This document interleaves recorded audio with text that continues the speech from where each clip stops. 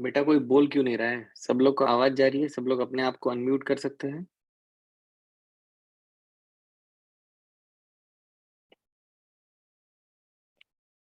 Gaurang, Kushal, Priyanshu, Sahil, can you hear me?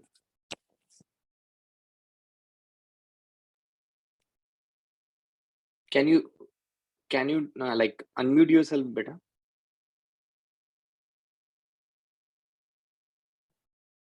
Mic पे आके कोई तो बोलो यार। Okay, you are on PC. Okay okay, ठीक है।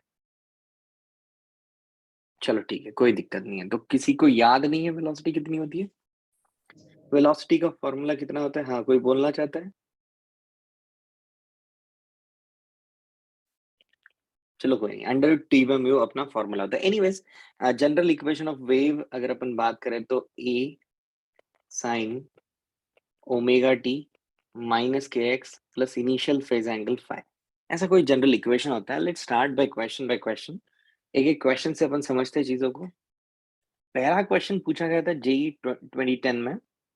दो प्रोग्रेसिव वेव दी हुई है आपको, ठीक है, और बोला गया है कि दोनों सुपर इम्पोज कर रही है। सो पहली वेव है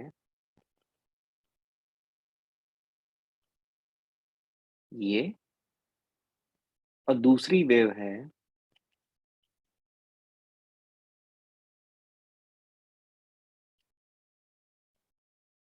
ये। मुझे बताओ, दोनों का ओमेगा सेम है डिफरेंट है? बोलो, दोनों का ओमेगा जो है वो सेम है कि डिफरेंट है? अरे कोई बोलेगा? कैसा है दोनों का ओमेगा? ओमेगा टी, ये ओमेगा है आपका, ये दोनों का भी सेम है। अगर मैं के की बात करूं तो के भी दोनों के लिए सेम है। जब ऐसी दो वेव्स का सुपर इम्पोजिशन होता है तो एकदम बेसिक हम एम्पलीट्यूड को सुपर इम्पोज करते हैं। और याद रखना, एम्पलीट्यूड को सुपर इम्पोज करते समय जो तुम्हारा पहला एम्पलीट्यूड तुम्हें लेना है वो 3 लेना है, जिसका फेज एंगल छोटा है। ये फेज एंगल थोड़ा छोटा है, स्मॉल फेज एंगल 90 से छोटा है, ठीक है। तो आप इसको नीचे लो, फिर सबसे पहले फेज डिफरेंस निकालो। फेज डिफरेंस मतलब इसके फेज एंगल और इसके फेज एंगल का डिफरेंस, जो कि दिख रहा है 90 डिग्री। तो जो आपका दूसरा वेक्टर होगा वो 90 डिग्री पे परपेंडिकुलर होगा, जो कि एम्पलीट्यूड 4 है। अब इन दोनों का आपको लेना है रिजल्टेंट। 3 और 4 का रिजल्टेंट 90 डिग्री पे हो तो 5 होता है। इस एंगल को बोलना है अल्फा। तो वाई नेट जो नेट इक्वेशन होगा इन दोनों के कॉम्बिनेशन की वजह से, मतलब एक वेव दूसरे पे वेव पे सुपर इम्पोज करेगी, तो वाई नेट में सबसे पहले एम्पलीट्यूड नेट आएगा जो कि 5 होगा। फिर आएगा sine of omega t minus ये जो टर्म है, इसमें सबसे छोटा जो एंगल है उसको लिखना है और उसमें प्लस अल्फा ऐड करना है। आप बोलोगे अल्फा क्या है? अल्फा है tan अल्फा। तो tan अल्फा बोले तो tan इनवर्स ऑफ हो जाएगा तुम्हारा opposite upon hypotenuse, that is 4 divided by 3, which is simply giving you the value 53 degree. Is that clear?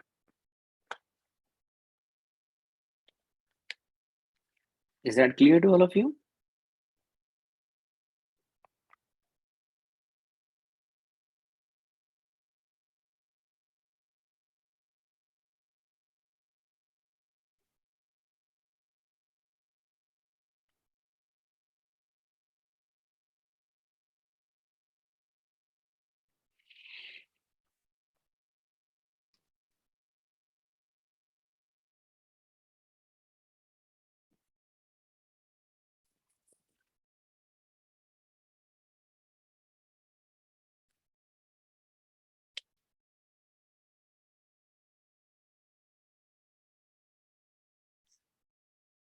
सबको आ गया बेटा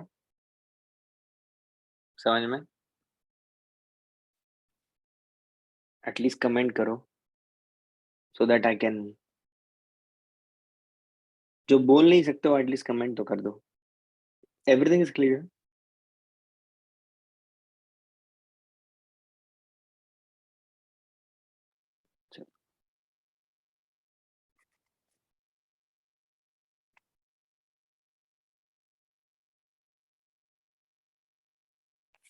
कैन वी प्रोसीड नाउ?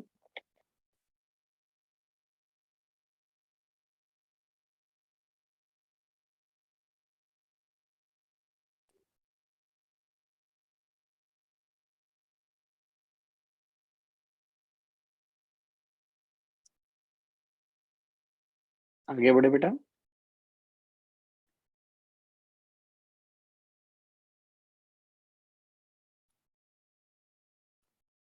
आज क्या कम बच्चे क्लास अटेंड कर रहे हैं क्या? तुम्हारी एग्जाम चल रही है क्या भाई? जो बात करने वाले बच्चे वो दिख ही नहीं रहे, एकदम सन्नाटा छाया हुआ है। समझ में तो आ रहा है ना सबको? अरे कोई बोलेगा? प्यारे बच्चों, आपको कुछ आज एग्जाम है क्या? Hello sir. हाँ, अरे एक तन्मय बोल रहा है। कौन बोल रहा है? तन्मय? हाँ हाँ तन्मय, क्या हो गया? सन्नाटा क्यों छाया? आज बच्चे कम क्यों दिख रहे हैं मुझे? सर, एग्जाम चल रही एफएलटी है है क्या? दो। हाँ, एफएलटी है, मेंस और एडवांस दोनों की आज ही। अच्छा अच्छा, लेकिन उसके लिए ये लेक्चर मिस करोगे तो क्या सीखोगे फिर, है ना? पता सर नहीं बच्चे सुबह क्या सुबह है सोचते ना। हैं। कितने बजे? हाँ, लेक्चर भी सुबह सुबह एक है। चलो हाँ कोई नहीं, पर आवाज आ रही है ना तो रिस्पॉन्ड करो तन्मय, मुझे ना पता नहीं चलेगा नहीं तो क्या चल रहा है ना। कुछ ओके समझ सर। में नहीं आता तन्मय तो एटलीस्ट रिस्पॉन्ड करो, ठीक है? Okay sir. हाँ हाँ ठीक है, okay Tanmay, thank you. Okay, first question हो गया ना बेटा? First question done Tanmay? Yes sir. Okay, let's move on to the next one. Okay, so next one में क्या दिख रहा है? अब 2013 का क्वेश्चन है, horizontal hello straight sir. String. हाँ बोलो बेटा। हमें लिंक अभी मिला लेक्चर का, so what did we miss? At least I. Okay yeah you can see this is the question one. So basically मैंने ये पढ़ा है कि मान लो कि तुम्हारे पास दो वेव्स होती है और उनको तुम्हें ऐड करना होता है। तो उनको ऐड करते समय हमें सबसे पहले तो उनके एम्पलीट्यूड को ऐड करना होता है वेक्टोरिकली।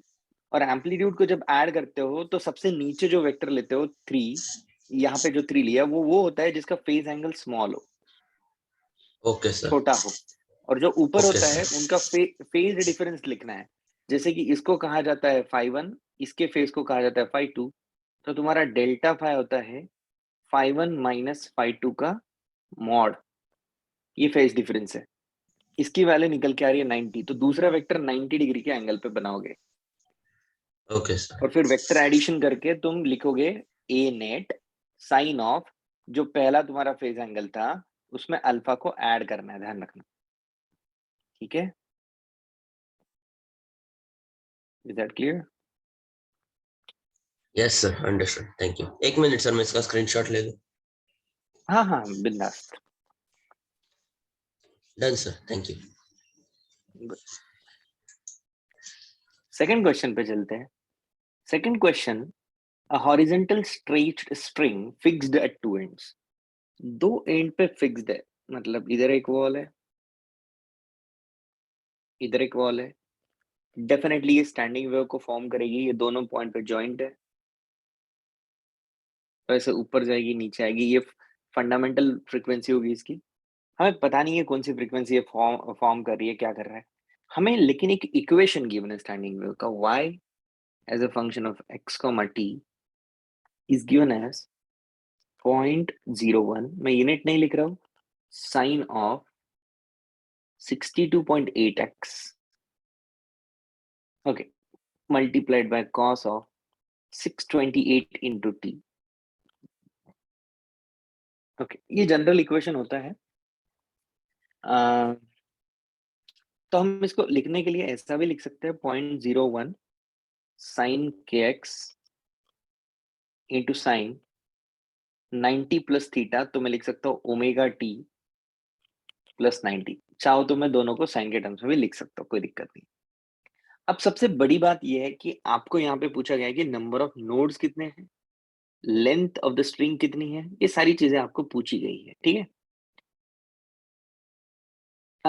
ओके, और बताया गया है कि ये फिफ्थ हार्मोनिक में वाइब्रेट करता है, vibrating in the fifth harmonic. सबसे पहले तो आपको हार्मोनिक का कंसेप्ट समझ में आना चाहिए। हार्मोनिक का मीनिंग क्या है?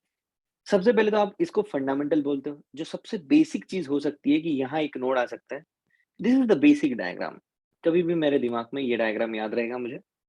यहाँ एक नोड आ सकता है और यहाँ एक नोड आ सकता है और सेंटर में एंटी नोड आ सकता है। लेट्स से कि इसकी लेंथ एल है, तो मुझे पता है कि अगर ये ऐसा लूप फॉर्म करेगा तो एक लूप का डिस्टेंस होता है लैम्बडा बाई 2, जो एल के बराबर है, तो लैम्बडा 2 एल के बराबर होगा। फ्रीक्वेंसी इनटू लैम्बडा तुम्हारा स्पीड होता है, तो तुम्हारी फ्रीक्वेंसी हो जाएगी speed divided by lambda which is 2 L. अगर मैं नेक्स्ट साइकिल के लिए जाऊंगा, ये फंडामेंटल के लिए हुआ। Okay, this is for fundamental. Okay, या फिर फर्स्ट हार्मोनिक भी तुम इसको बोल सकते तो सर ये कौन सी हो। वर्कशीट है? ये वर्कशीट है वेव्स वाली, तुम्हारे पास होगी ना शायद। हाँ ओके सर। हम्म। अब अगर मैं सेकंड इसमें जाऊंगा तो लैम्बडा बाई 2 में फिर से लैम्बडा बाई 2 ऐड होगा और वो इफेक्टिवली एल के बराबर हो जाएगा, तो lambda is equal to L हो जाएगा। मतलब नेक्स्ट इसमें इसका डबल हो रहा है, तो nth जो होगा वो होगा n into v divided by 2l। Fifth harmonic. So fifth harmonic मतलब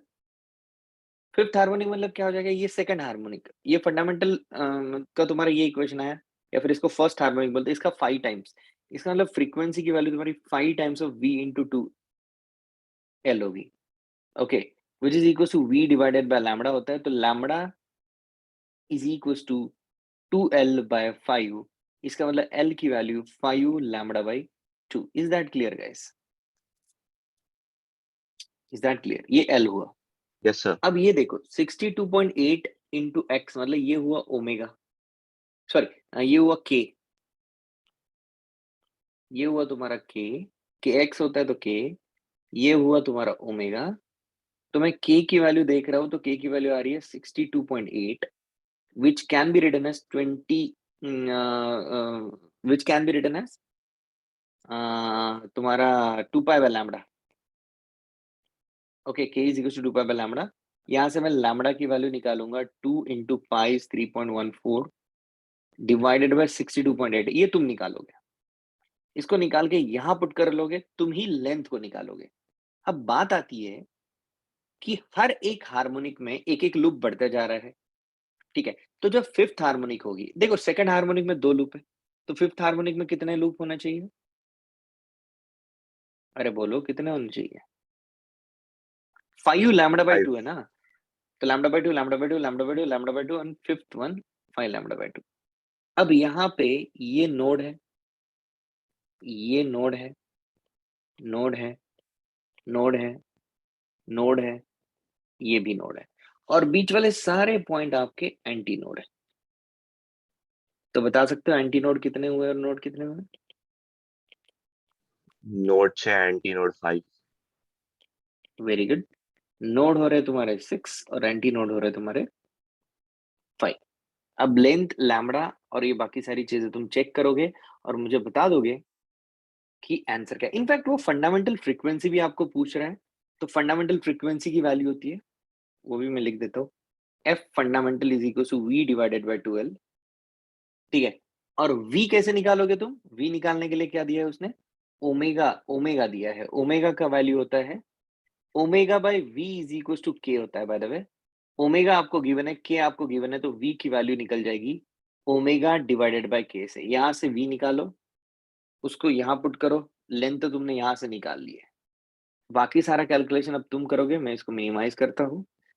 और अब ये चीज लिखो और बाकी सारा कैलकुलेशन करो और ऑप्शन मैच करो, ठीक है गाइस? हाँ हेलो, आवाज कट गई थी बेटा, क्या बोल रहे हो? हेलो, या somebody was speaking?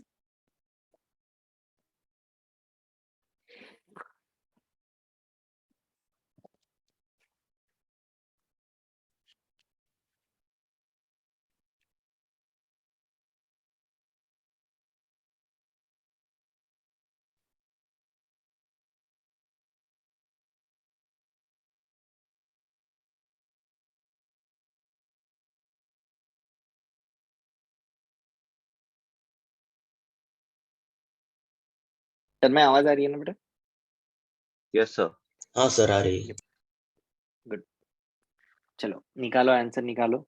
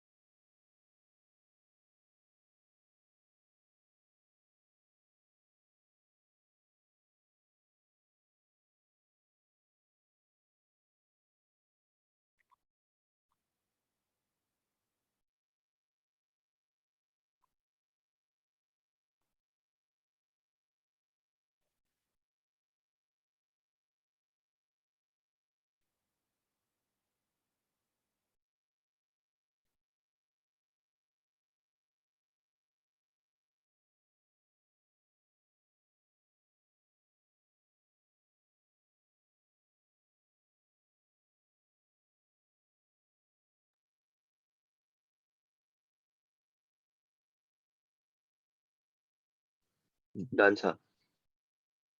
कौन से ऑप्शन मैच हो रहे बेटा? सर बी और सी। बी और सी हो रहा है मैच, सबके हो रहे हैं बेटा, बाकी लोग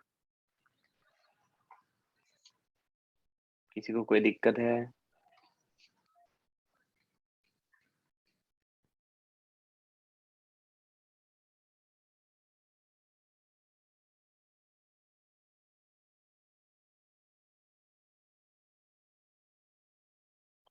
ये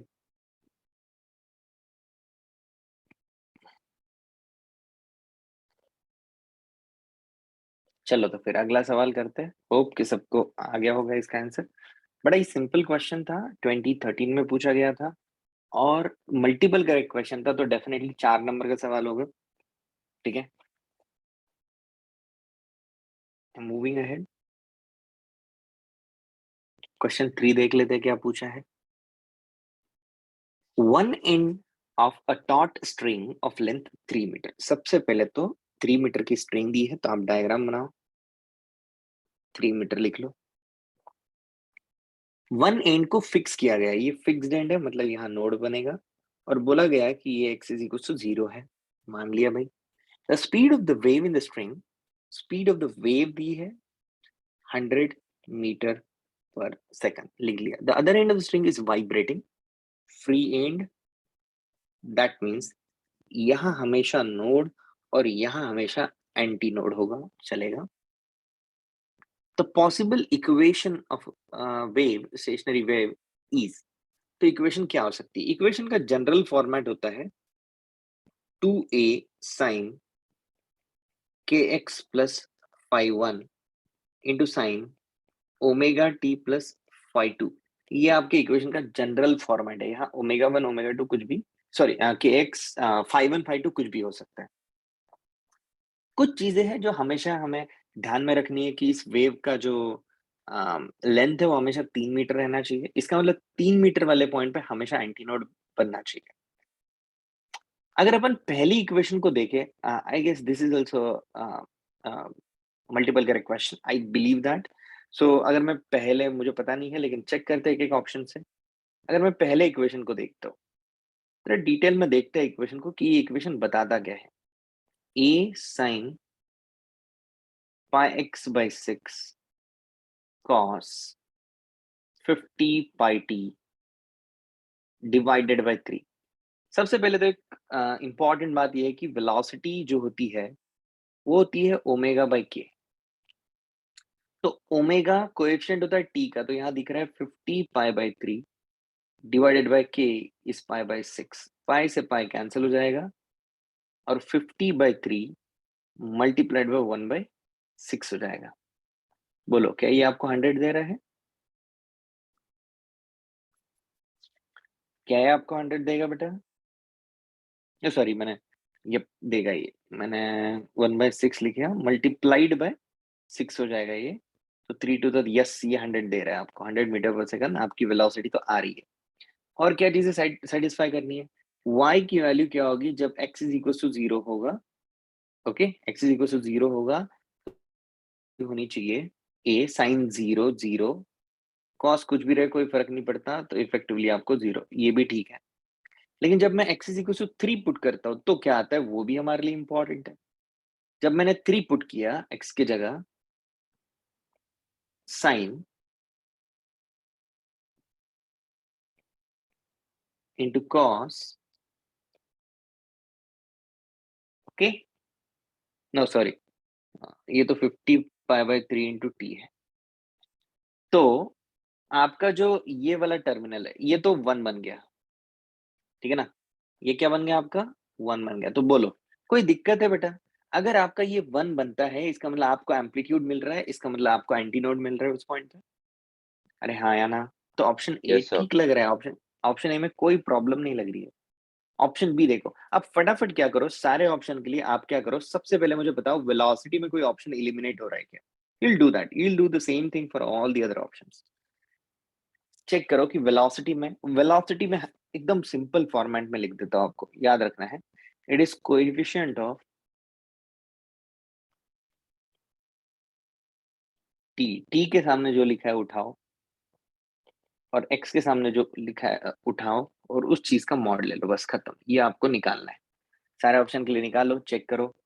इनफैक्ट सारे ऑप्शन के लिए चेक करो कि साइन का term x is equal to 3 पे मैक्सिमम वैल्यू देता है कि नहीं देता है, ये भी आपको चेक करना है और बताना है मुझे कि कौन सा ऑप्शन रॉन्ग हो रहा है।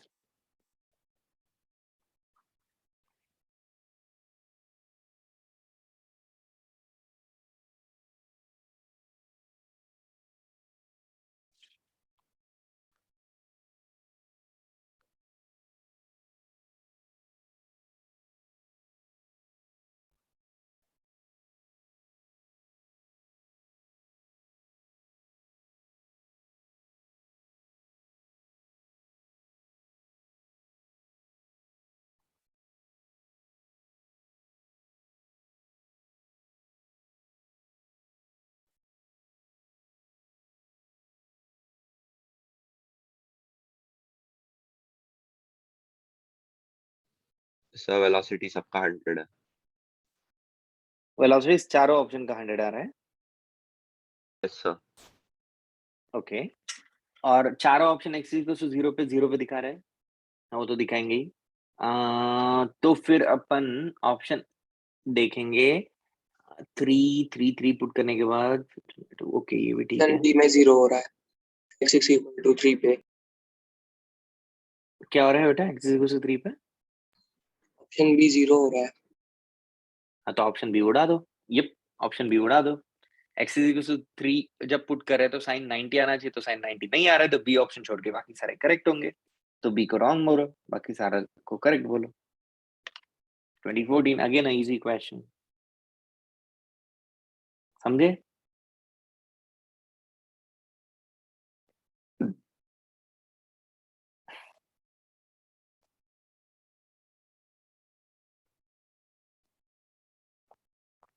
आगे बढ़ा जाए।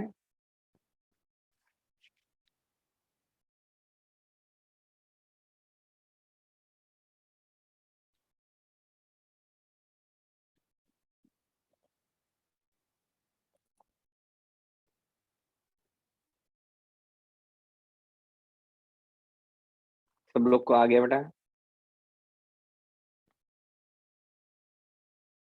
किसी को कोई डाउट है इस क्वेश्चन में, कुछ पूछना हो तो? Is that clear to everyone?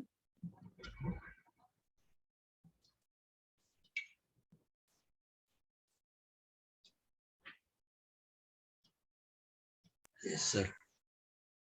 चल आगे बढ़ा जाए, फिर चलते हैं फोर्थ क्वेश्चन पे। व्हाट? किसी की आवाज आ रही है बैकग्राउंड में, आई गेस। चल फोर्थ क्वेश्चन देखते हैं कि फोर्थ में क्या दिया है। A block of mass m, okay पहले तो मैं डायग्राम बना लेता हूँ।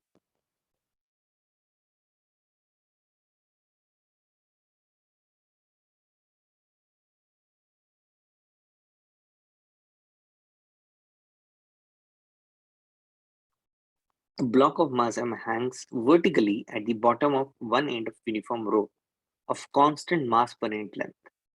Okay. The top end of the rope is attached to a fixed rigid support O. A transverse wave pulse of the wavelength lambda naught is produced at the bottom point. Sorry, produced at the point O of the rope. यहाँ से हमने pulse generate की, ठीक है, जिसकी wavelength को उसने lambda naught दिया है।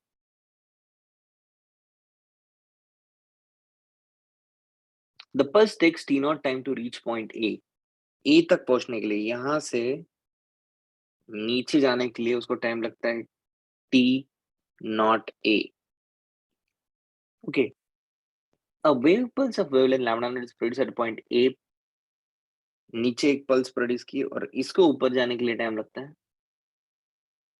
TAO। और शायद हमें इन दोनों के बीच में कंपैरिजन पूछा होगा। ठीक है, तो देखते हैं कि कौन से ऑप्शंस सही होते हैं। ओके गाइस, अगर मैं आपको एक बेसिक क्वेश्चन पूछूं कि आपके वेव की वेलोसिटी क्या होती है किसी भी इंस्टेंट ऑफ टाइम पे, बता सकते हो क्या? जब आपका ये मास पर यूनिट लेंथ कुछ गिवन दिया हो आपको, let's say usually upon mu लेते हैं, तो यहाँ पे भी अपन म्यू ले लेते हैं। इसका लेंथ पता नहीं तो इसके लेंथ को एल ले लेते हैं। आपको किसी भी पर्टिकुलर पॉइंट पे टेंशन पूछा जाए तो आप क्या करते हो? मैं क्या करता हूँ, अगर मुझे टेंशन जानना है किसी पॉइंट पे तो मैं वहां पे कट कर लेता हूँ। जैसे मैंने कट कर दिया, मेरे पास दो एलिमेंट बन जाते हैं, एक ऊपर वाला और एक नीचे वाला। लेट्स से कि मैं नीचे से x डिस्टेंस पे जाता हूँ और कट करता हूँ, तो इसका मतलब इसका मास होगा mass per unit length multiplied by x। Okay, ये इस पार्ट का मास हुआ। ऊपर लगता है टेंशन T, नीचे लगता है mg फोर्स। तो मेरी टेंशन T की वैल्यू हो जाती है किसी भी इंस्टेंट ऑफ टाइम पे mg plus mu x is a mass multiplied by g। ये मेरा टेंशन हो जाता है। तो वेलोसिटी ऑफ पल्स हो जाएगी under root T by mu, sorry under root T by mu. यहां से मुझे वेलोसिटी ऑफ पल्स मिल जाएगी भाई। ओके, अब मुझे क्या चाहिए? अगर मैं ऑप्शन को पढ़ूं तो पहला ऑप्शन है the velocities of two pulses are the same at the mid point, at the mid point of row. दो बार आ गया मिड पॉइंट, शायद मिड पॉइंट पे दोनों की वेलोसिटी सेम होगी। Do you agree with that? Yes और no? It's very simple. Yes, the answer is yes. At the mid point मेरा x क्या बन जाएगा भाई? L/2 बन जाएगा अगर मैंने लेंथ को L लिया तो जो ऊपर वाली वेलोसिटी है वो दूसरे नीचे वाले वेलोसिटी के बराबर हो जाएगी और सिंपली उसकी वैल्यू हो जाएगी mg plus mu into L/2 into g divided by mu. ये आपका आंसर होगा। ठीक है, दूसरा option, the velocity of any pulse along the rope is independent of its frequency and the wavelength. Okay, frequency और wavelength से independent है। आप इस इक्वेशन को देख के बताओ क्या ये ऑप्शन सही है? यस और नो कमेंट आनी चाहिए फटाक से। इस इक्वेशन को देखो वेलोसिटी का और बताओ सही है कि नहीं। अरे बोलो भाई, लैम्बडा पे डिपेंडेंट है क्या? फ्रीक्वेंसी पे डिपेंडेंट है क्या? बिल्कुल नहीं है। इक्वेशन देख के पता चल रहा है। The wavelength of the pulse one becomes longer when it reaches A. Nope, wavelength wavelength ऐसे चेंज नहीं होगी। तो सी ऑप्शन में कोई वैलिडिटी नहीं लग रही है मुझे। D, the time is same. नीचे से ऊपर जाओ, ऊपर से नीचे जाओ, टाइम सेम लगता है। That's absolutely correct. गाइस, सबसे पहली बात तो आपको ये वेलोसिटी का इक्वेशन मिला। आप वेलोसिटी के इक्वेशन को अगर स्क्वायर कर दोगे तो आपको मिलेगा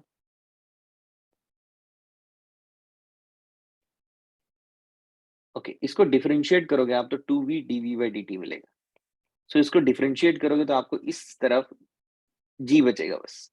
तो v dv by dt आपको पता है एक्सेलरेशन होता है। ध्यान रखना एक बहुत इंपॉर्टेंट रिजल्ट है कि कभी भी पल्स g/2 एक्सेलरेशन से ऊपर जाएगी, g/2 एक्सेलरेशन से नीचे आएगी, डजंट मैटर ऊपर से नीचे आ रही है, नीचे से ऊपर जा रही है, एक्सेलरेशन उसका g/2 होगा। हमेशा ये याद रखना।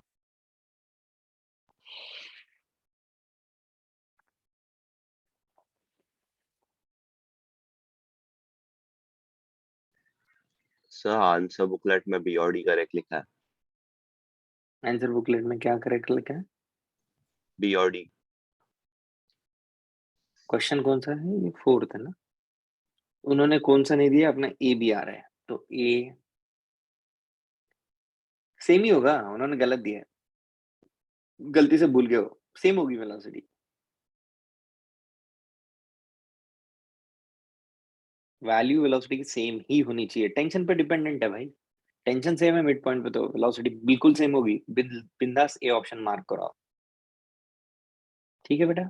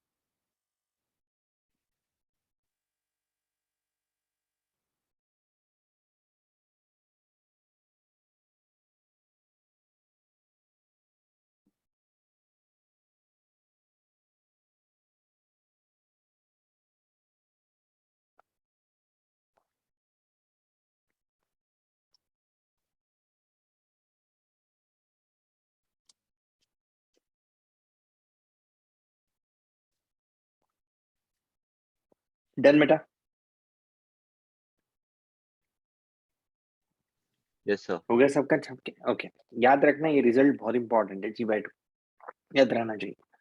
Answer the following by appropriately matching the list. Next question I am solving. Question paragraph है। Question 5th to 6th 2 questions. Okay.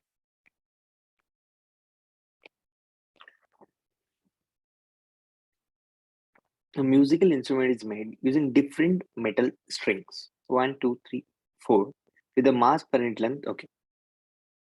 String 1, 2, 3, 4 mass per unit length mu, 2 mu, 3 mu, 4 mu. The instrument is played by vibrating string by varying the free length in between the range L0 to L0. एक minute, let me understand this statement. The instrument is played by vibrating the strings by varying the free length in between the range. Okay. Okay, so आपकी जो free length है उसको आप vary कर रहे हो, मतलब ये ए पॉइंट है, ये बी पॉइंट है, इसके डिस्टेंस को आप L0 to 2L0 तक वैरी करते जा रहे हो, ठीक है।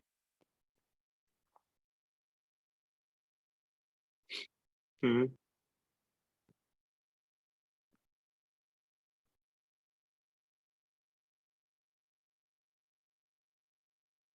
ठीक है। It is found that in the string 1 at free length L0 and attention T0 the fundamental frequency is F0. String 1 में जब लेंथ L0 हो और टेंशन T0 हो तो फंडामेंटल फ्रीक्वेंसी F0 होती है, ऐसा इसने बोला है, ठीक है। और आपको बहुत सारे चीजें यहाँ पे दी है कि ओके, लिस्ट 2 में क्या दिया है, लिस्ट 2 में let me check the magnitude of some quantity, magnitude of some quantity, what is that? F0, 1 gives 4 ring and the magnitude of some quantity. ठीक है। So fifth में दिया है, fifth question, the tension in each string is T0, the correct match for fundamental frequency F0 in the unit solo. Okay, so सबसे पहले तो भाई fundamental frequency का फॉर्मूला क्या है, क्या हम इसको फिक्स्ड एंड मान सकते हैं बेटा? Can I consider it as a fixed end? Yes, sir. Yes, it's a fixed end. Fixed end है तो v डिवाइडेड बाय लैम्बडा, और फंडामेंटल फ्रीक्वेंसी में ये आपका ऐसा हो जाता है, तो lambda by 2 equals to l होता है, तो ये हो जाएगा तुम्हारा v divided by 2l। v की वैल्यू भी तुम्हें पता है, v की वैल्यू होती है under root of t by mu, तो आप इस तरीके से फ्रीक्वेंसी को लिख सकते हो।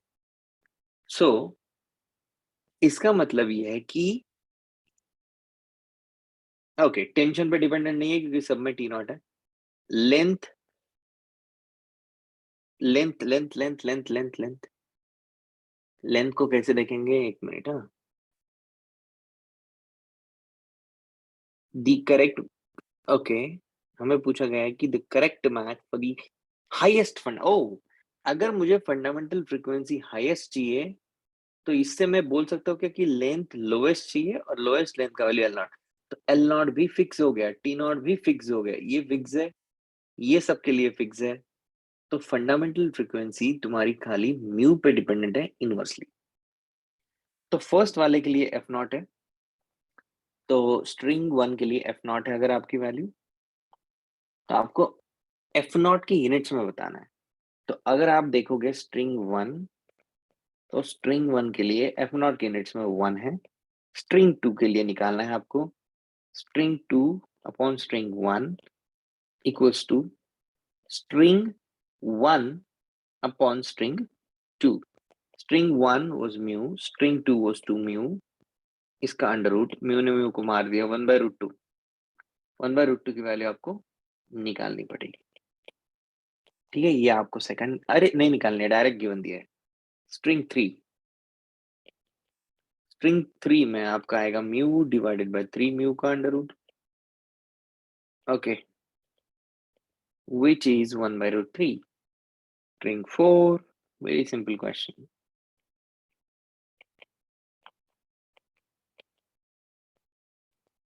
सीधा 1/2। चलो, तो ये आपका फिफ्थ क्वेश्चन हो गया, बहुत ही सिंपल क्वेश्चन है, फिफ्थ लिख लो।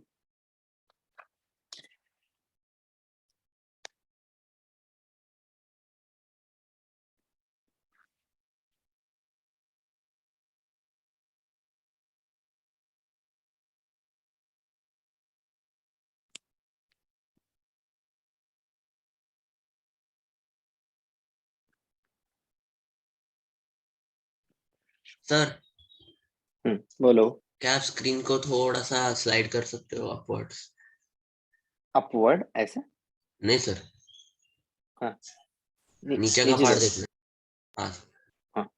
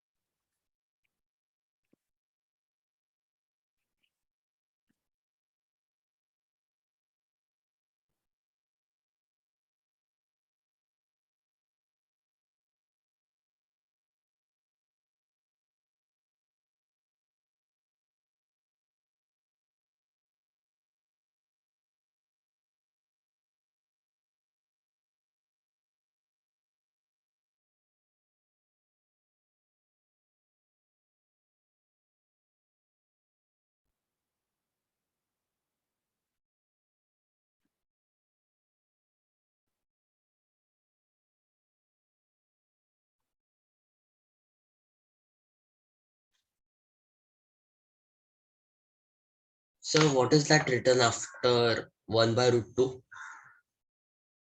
इक्वल टू समथिंग निकाल, नहीं मुझे लगा कैलकुलेट करना पड़ेगा, जरूरत नहीं है, 1/√2 आंसर है, डायरेक्ट गिवन है। Okay, sir. Thank you.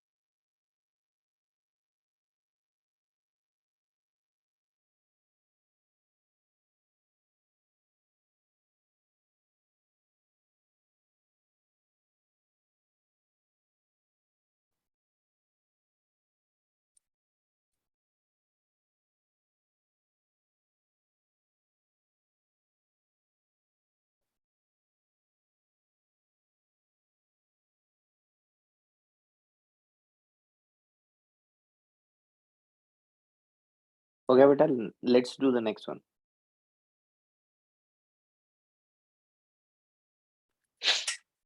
Sixth question. The length of the string in 1, 2, 3, 4 fixed at L0. The length of the string 1, 2, 3, 4 are fixed at L0. This okay. Strings 1, 2, 3, 4 are vibrated at their first, second, first, third, fifth. Okay, harmonic. ठीक है भाई. All the strings have the same frequency. Okay. देखो सबकी length अलग है. Question 6 थोड़ा interesting है. 1 की लेंथ है आपकी L0. सेकंड की लेंथ है आपकी 3 L0/2. थर्ड की लेंथ है आपकी 5 L0/4. फोर्थ की लेंथ है आपकी 7 L0/4. इनफैक्ट इसका म्यू आपको पता ही है ऑलरेडी. और ये भी बोला गया है कि वो कौन से हार्मोनिक में वाइब्रेट करती है. ये फर्स्ट में करती है, ये इसके थर्ड में करती है, ये इसके फिफ्थ में करती है, और ये इसके 14th हार्मोनिक में वाइब्रेट करती है. और सबकी फ्रीक्वेंसी सेम है सरप्राइजिंगली. ओके, तो क्या बोलता है, the correct match for the tension in the forcing. इसका मतलब टेंशन सब में डिफरेंट होगा. अगर मैं एफ की बात करूं तो एफ का फॉर्मूला हमारा आया था एन. अगर मैं नॉर्मली फंडामेंटल के हिसाब से चलूं तो मैं यहाँ पे 1 के बदले n/2l लिखूंगा, इन ब्रैकेट √t/μ लिखूंगा. तो कहता है कि T0 के टर्म्स में मुझे ये बताओ कि बाकी सब में टेंशन कितना होगा. अब इसको जरा स्क्वायर कर देते हैं. तो फ्रीक्वेंसी का स्क्वायर इंटू 4 लेंथ का स्क्वायर डिवाइडेड बाय n का square is equal to t/μ. हमें t चाहिए, तो t का वैल्यू होगा आपका 4f²l² mu divided bye n². ये t का वैल्यू हो गया. तो आपका पहला केस जो है वो T0 है, और T0 की वैल्यू है आपकी, सबकी फंडामेंटल फ्रीक्वेंसी सेम है, फ्रीक्वेंसी की सोचना नहीं है, 4 के बारे में सोचना नहीं है. तो T0 की वैल्यू लिख रहा हूं मैं f0² L² into mu divided bye fundamental first. ये आपकी T0 की वैल्यू निकल गई. करेक्ट. अब आपको सेकंड वाले के लिए देखना है. सेकंड वाले का फ्रीक्वेंसी फर्स्ट वाले की फ्रीक्वेंसी के बराबर है, तो सेकंड वाले का जो टेंशन होगा डिवाइडेड बाय फर्स्ट वाले का टेंशन जो होगा, इनके रेशियो में आपका डिफरेंस है लेंथ का, तो डायरेक्टली प्रोपोर्शनल हो लेंथ के आप. तो ये हो जाएगा बेटा 3L0/2 का स्क्वायर, लेंथ का स्क्वायर, मल्टीप्लाइड बाय म्यू का रेशियो भी चाहिए आपको. ये लेंथ का रेशियो हो गया. अब म्यू का रेशियो लेते हैं, 2μ/μ. ये म्यू का रेशियो हो गया. अब कौन बचा, लेंथ हो गया, म्यू हो गया. अब n का उल्टा रेशियो. n का उल्टा रेशियो मतलब पहले वाले का रेशियो नीचे जाएगा, जो T2 है, T2 का रेशियो मतलब थर्ड का स्क्वायर, और दूसरा वाला 1 का स्क्वायर. इसको कंपेयर करेंगे तो ऊपर दिख रहा है मुझे 9 और नीचे दिख रहा है 9. ओ ऊपर 9/4 है, सॉरी. सो आंसर कुछ 1/4 के जैसा. चेक करो है क्या. ओ ओ कुछ गलत हुआ क्या? 2 का स्क्वायर 9, कहीं कुछ मिस हुआ क्या? 2 का फैक्टर मिस हुआ। इट्स 1/2, चेक करना 1/2। समझे नहीं समझे बेटा? अब ऐसे ही आपको बचे हुए सारे ऑप्शन खुद से कैलकुलेट करना है। होप कि मैं आपको समझा पाया question. Is that clear guys? Please respond. Yes. जिसको भी Yes, निकालना sir. है उसकी प्रोपोर्शनलिटी लानी है। Proportionality is very important here. Okay, just calculate for other parts, third and the fourth part, and just match the option, and then we'll move toward the sound wave.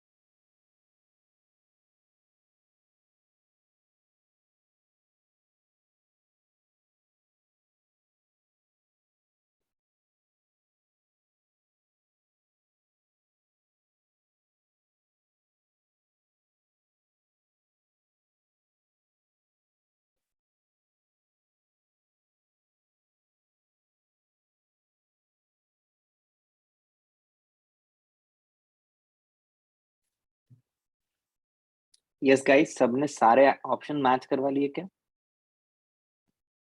कोई दिक्कत है इससे किसी को? ऑप्शन ही आता है. ऑप्शन नहीं आ रहा है बेटा? ठीक है, चलो फिर आगे बढ़ते हैं फिर। तो अपना वेव्स ऑन स्ट्रिंग हो गया है, जबकि मुझे मन हो रहा है कि मैं 2-3 और स्टैंडिंग वेव्स के क्वेश्चंस दे दूं, लेकिन अपने पास और भी साउंड वेव के क्वेश्चंस है, तो पहले वो अटेम्प्ट करते हैं। टाइम बचता है तो फिर 1-2 क्वेश्चन वेव्स ऑन स्ट्रिंग के अपन करेंगे।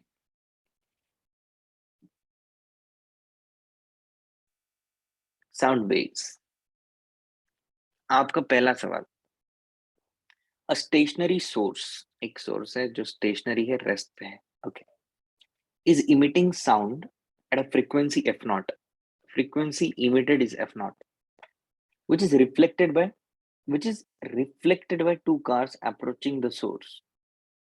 The difference between the frequencies of sound reflected from the car, reflected by the car, reflect क्यों कर रही है कार? रिसीव करेगी, ठीक है, चलो मान लेते हैं रिफ्लेक्ट कर रही है।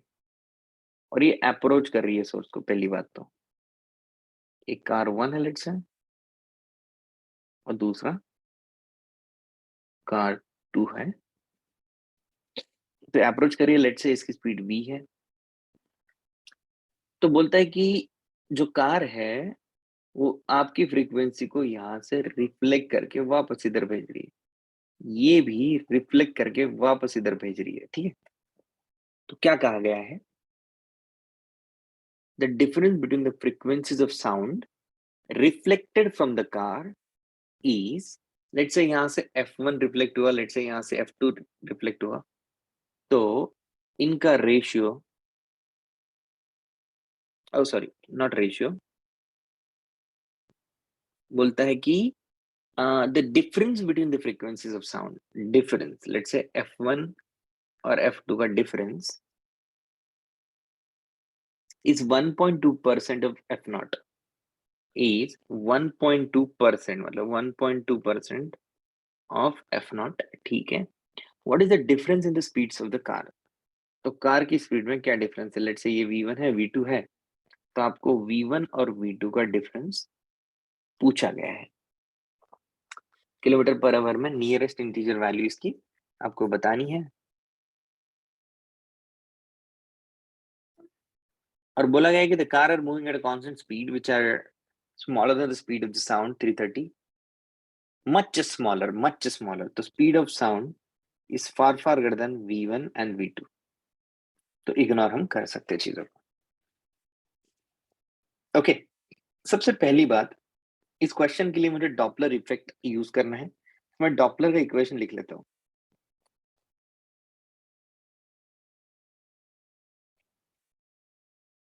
Frequency observed by the observer is some factor times of actual frequency, ये इसका फॉर्मूला होता है। ऊपर भी स्पीड ऑफ साउंड होता है, नीचे भी स्पीड ऑफ साउंड होता है, यहाँ पे मैं v स्पीड ऑफ साउंड को यूज करता हूँ।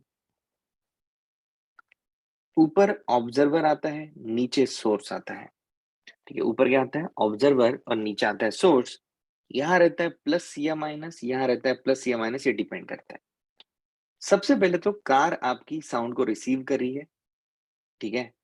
सो अगर आपकी कार साउंड को रिसीव करेगी तो वेलोसिटी सॉरी फ्रीक्वेंसी जो है, लेट्स से ये कार ए है, लेट्स से ये कार बी है, जो कार ए ने रिसीव की है, रिसीव्ड फ्रीक्वेंसी, वो होगी some factor times of actual frequency.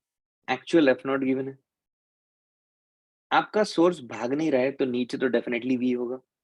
आपका कार भाग रहा है तो कार टूवर्ड जा रहा है, तो बढ़ा रहा है तो यहाँ प्लस साइन आएगा। ये आपका इक्वेशन हुआ जो ए ने रिसीव किया। Similarly frequency of be received अगर मैं निकालना चाहूँ इन सिमिलर फैशन, वो कुछ ऐसी निकल के आएगी। ओके, अब ये रिसीव्ड है, रिफ्लेक्टेड कैसे देखें, रिफ्लेक्टेड। ओके, सो रिफ्लेक्टेड में ये क्या बन जाएंगे, ये बन जाएगा तुम्हारा सोर्स। सो फ्रीक्वेंसी रिफ्लेक्टेड जो होगी तुम्हारी, ये सोर्स बनेगा।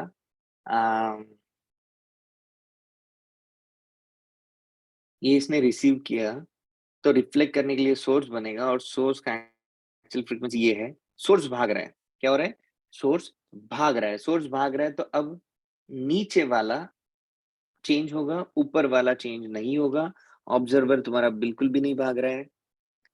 समझ में आ रहा है क्या, रिफ्लेक्ट होने के बाद कार आपकी सोर्स बन गई जो इस तरफ भाग रही है, ऑब्जर्वर आपका स्टेशनरी हो गया, कहानी पूरी पलट गई है। तो नीचे आपका आ जाएगा नजदीक जा रहा है तो इसको घटाना है, इसको घटाना है तो minus multiplied by actual. Actual क्या है आपका, जो उसने रिसीव किया था वो। ये इक्वेशन समझ में आना चाहिए। तो यहां से मेरे पास आ गया जो रिफ्लेक्ट किया कार ए ने, वो है इतना, और जो कार बी ने रिफ्लेक्ट किया वो भी कुछ इतना है। इन दोनों का डिफरेंस अपन लेंगे,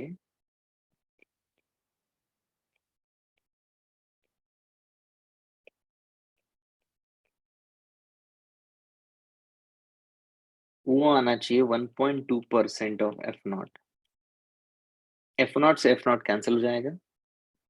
हमें चाहिए डिफरेंस V1 और V2 का। चलो, तो खैर इस इक्वेशन को सॉल्व करके देखो, देखो यहाँ से क्या मिलता है।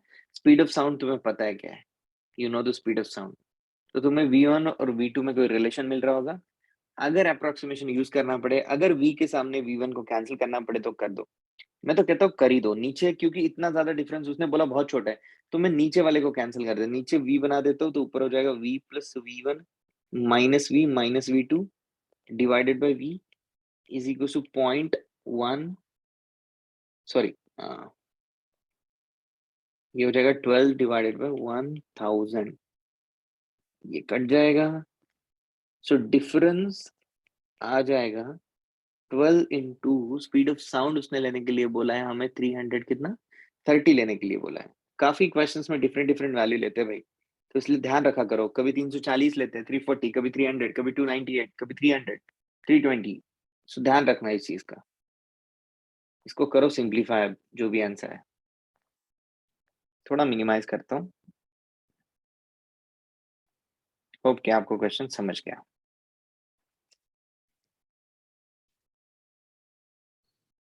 सर किलोमीटर से में पूछा है ना, तो 5/18 से भी मल्टीप्लाई करेंगे ना। That's true, that's absolutely true. Yup, तो तो 5/18 से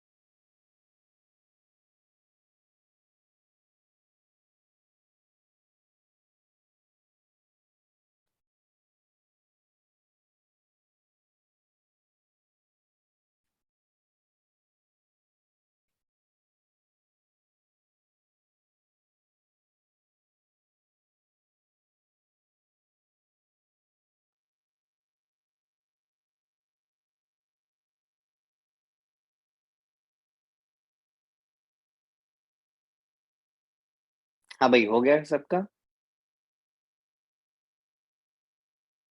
आगे बढ़े।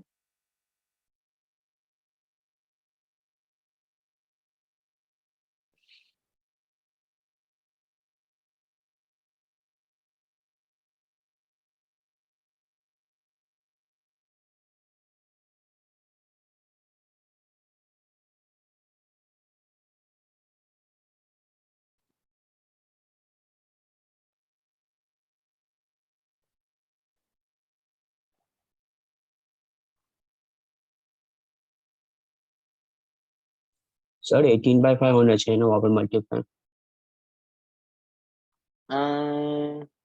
हमारे पास मीटर पर सेकंड में आंसर है, हमें किलोमीटर में करना है, तो 5/18 ठीक है ना? नहीं सर 18/5 होता है, kilometre per hour to metre per second 5/18 होता है, ये तो उल्टा कर रहे हैं। एक एक मिनट निकाल लेते हैं, उसमें क्या 1 मिनट लगता है? 5/18 18/5, so 1 kilometre per hour is equal to 1000/60 into 60, तो ये हो जाएगा 5/18। तो 1 किलोमीटर पर आवर को करने के लिए बराबर बोल रहे हो, तो इधर 18/5, ठीक है? आंसर जो इसे भी आंसर, डायरेक्टली कट करते हैं ना, v-v1 को v में सर, तो उससे वैल्यू डबल आ रहा है, मतलब पीछे 7 दिया उससे आंसर 14 आ रहा अपना कितना आ रहा है है, अपना 14 और ऑलमोस्ट पीछे कितना दिया? 7। हम लोग को उसके डिनोमिनेटर को मल्टीप्लाई करना पड़ेगा न्यूमरेटर से, तभी जाके वो 2 का कम आता है। अरे वो, नहीं डायरेक्टली हम लोग नहीं, नहीं कर सकते v-v1 को v में, क्रॉस मल्टीप्लाई करना पड़ेगा। ओके, उससे इतना डिफरेंस आ रहा है क्या? ओके, लेट्स हाँ let sir. Me let me do it again, let me check. ये तो ठीक है, let me check once again. इतना डिफरेंस नहीं आना चाहिए था वैसे, चलो देखते हैं एक बार। सो इसको क्रॉस मल्टीप्लाई करेंगे तो v plus v1, v minus v2, okay, ये minus sign, v plus v2, v minus v1 whole divided by v minus v1 into v minus v2 is equal to 12 divided by 1000, ठीक है? सो अब हमें v का difference चाहिए, तो square करो, इसको ओपन करो बेसिकली। सो v स्क्वायर, v स्क्वायर के बाद आएगा आपका v1v minus v2v minus v1v2। इस तरीके से आगे बढ़ो गाइस, और फिर पर इससे होना चाहिए था, पता नहीं अभी भी मैं देखो, क्योंकि v माइनस v1 बहुत छोटा है तो यहाँ v लिख दिया दोनों जगह पे, और ऊपर में माइनस तो v चला गया, तो v माइनस v2। यार बेटा आना चाहिए उससे, एक बार कैलकुलेशन फिर से देखो, आना तो चाहिए यार उससे। सर इसको जब ओपन करेंगे तो यहाँ पर 2v करके आता है, तो एक 2 का फैक्टर आ रहा है, वहाँ पर ऊपर डायरेक्टली करेंगे तो 2 का टर्म नहीं आ रहा, इस वजह से उसका थोड़ा डिवेट हो रहा है आंसर। नहीं, पर होना नहीं चाहिए था, मैं वही सोच रहा हूँ कि मैथमेटिकली क्या लोचा है, बिकॉज ये तो बहुत छोटा है ना, तो होना नहीं चाहिए था। ठीक है, एक बार मैं ये फिर से देखता हूँ, माइनस v स्क्वायर फिर से आता है यहाँ पे,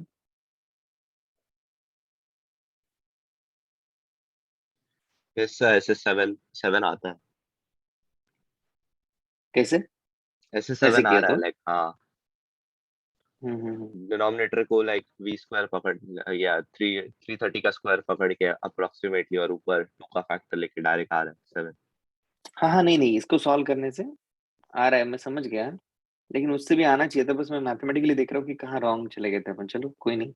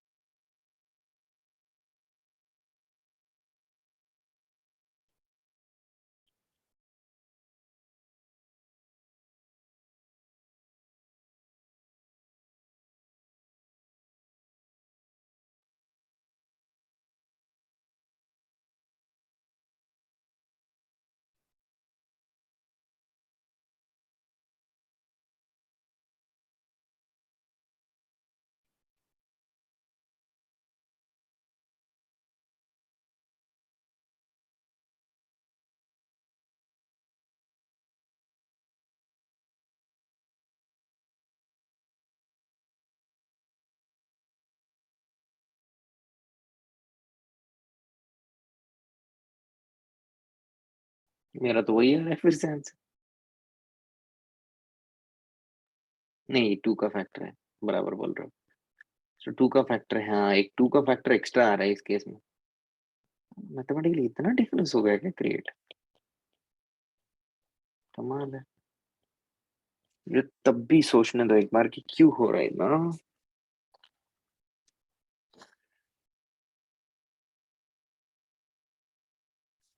चलो क्या जाने दो। सो यस गाइस, तो ये क्वेश्चन सबको आ गया होगा। अब अगले सवाल पे बढ़ते हुए, ठीक है, let's move ahead. Okay, so this was little bit calculative question. Second पे चलते हैं। Hollow pipe of length 0.8 metre is closed at one and.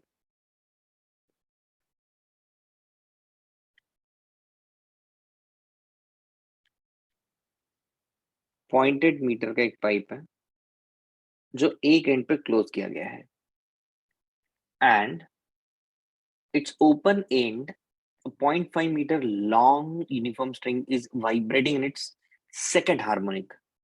Okay, एक minute. A hollow pipe of 0.8 meter is closed at one end, and at its open end a 0.5 meter long string is vibrating in its second harmonic. यहाँ पे एक string vibrate कर रही है। Let's say string ऐसे बना देते हैं, इसका लेंथ 0.5 मीटर और सेकंड हार्मोनिक उसने बोला है, पर ये नहीं बताया फिक्स्ड है क्या है।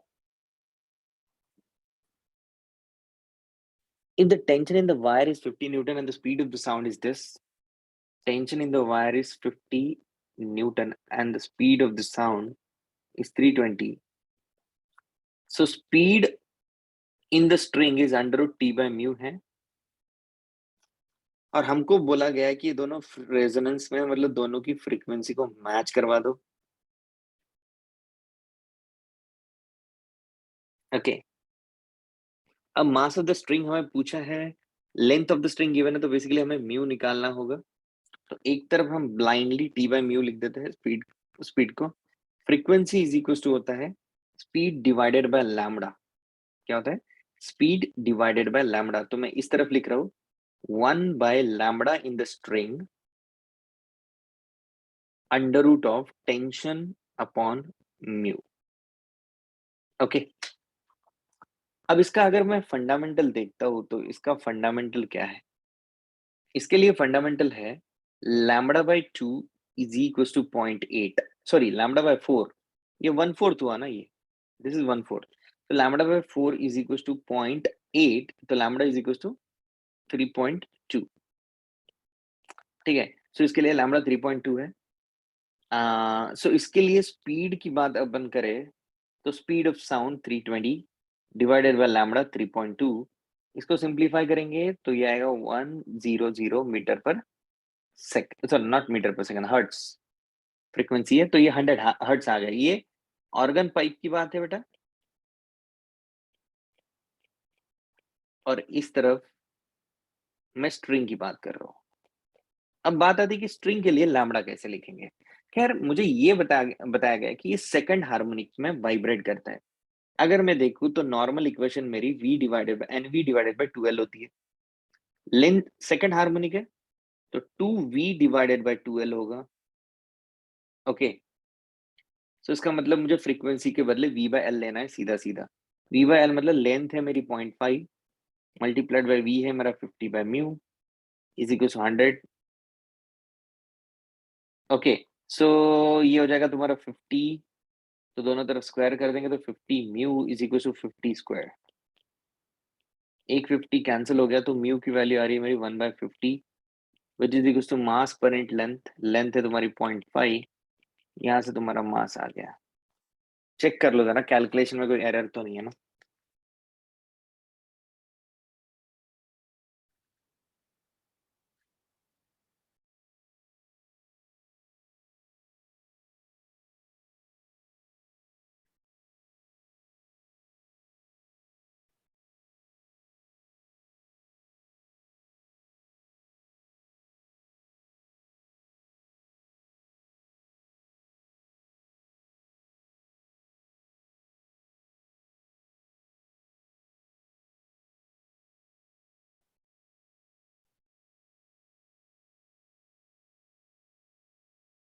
यस बेटा, समझ में आया सबको?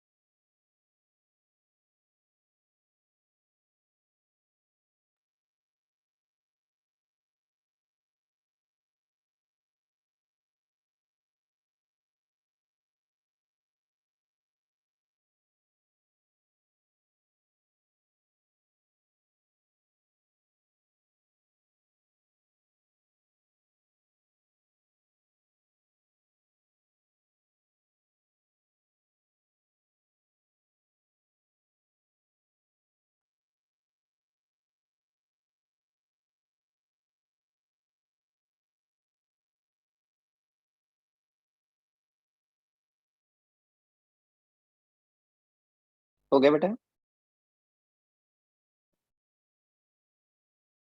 Yes sir. Okay, answer match हुआ बेटा? कितना ग्राम सर है? 10 10 grams. grams? Yep, great. Question 3. A police car with a siren of frequency 8 kilohertz is moving with a okay. बना देते हैं। इसके पास सायरन है, इसके सायरन की फ्रीक्वेंसी आपको 8 किलोहर्ट्ज दी है। आप स्टैंडर्ड यूनिट में लिख लो, और इसकी वेलोसिटी भी आपको दी है 36 तो 10 metre per second. Tall building की तरफ जा रही है, ये बिल्डिंग है, और यहां से साउंड रिफ्लेक्ट करता है। स्पीड साउंड आपको 320 लेने के लिए बोला है। ओके, सबसे पहले बात तो ऐसे क्वेश्चन को सॉल्व करने के लिए कंसीडर वॉल, पहली step, consider wall as a stationary observer. क्या कंसीडर करना है वॉल को? Stationary observer. अगर इसको स्टेशनरी ऑब्जर्वर कंसीडर किया तो frequency observed by the observer, let's say it's f1, is some factor times of actual frequency. मैंने कहा था कि ऑब्जर्वर ऊपर होता है, सोर्स नीचे होता है, ऑब्जर्वर नहीं भाग रहा है, स्टेशनरी है। और सोर्स नजदीक आ रहा है, फ्रीक्वेंसी को बढ़ा रहा है, तो नीचे माइनस करना पड़ेगा, 10 से आ रहा है तो 10। सेकंड, कंसीडर, नेक्स्ट केस में कंसीडर करना, consider wall as a stationary source. क्या कंसीडर करना है नेक्स्ट स्टेप में? उसको सोर्स कंसीडर करना है, और यहां से रिफ्लेक्टेड फ्रीक्वेंसी आ जाएगी आपकी some factor times of actual frequency. Actual frequency जो ऊपर आपने लिखी थी वही नीचे पर रख दो, जो एक्चुअल है, जो उसने रिसीव किया वही उसको रिलीज करना है। अब आपका ऑब्जर्वर जो है वो वॉल के नजदीक आ रहा है, ऑब्जर्वर नजदीक आ रहा है, फ्रीक्वेंसी बढ़ा रहा है, तो v +10 करेंगे। नीचे लेकिन कुछ भी नहीं है तो v, क्योंकि वॉल स्टेशनरी है। ये क्वेश्चन बेटा आपको समझ में आने चाहिए, ऐसे क्वेश्चन एक्सपेक्ट करना ही पड़ेगा, एडवांस में ऐसे क्वेश्चन काफी आते हैं। v +10 तो 330 अपॉन 310 मल्टीप्लाइड बाय फ्रीक्वेंसी है 8 किलो हर्ट्ज। यहाँ से आपको रिफ्लेक्टेड फ्रीक्वेंसी मिल जाएगी, चेक कर लेना वैल्यू।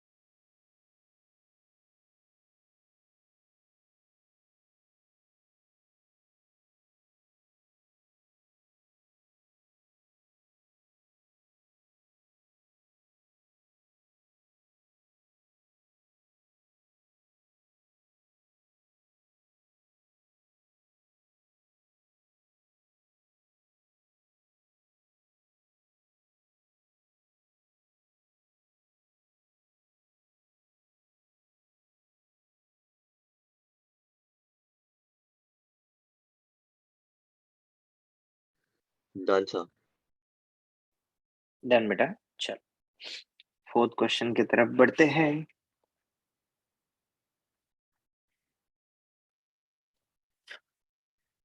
सो फोर्थ क्वेश्चन में आपको दिया है कि दो कॉलम दिख रहे हैं।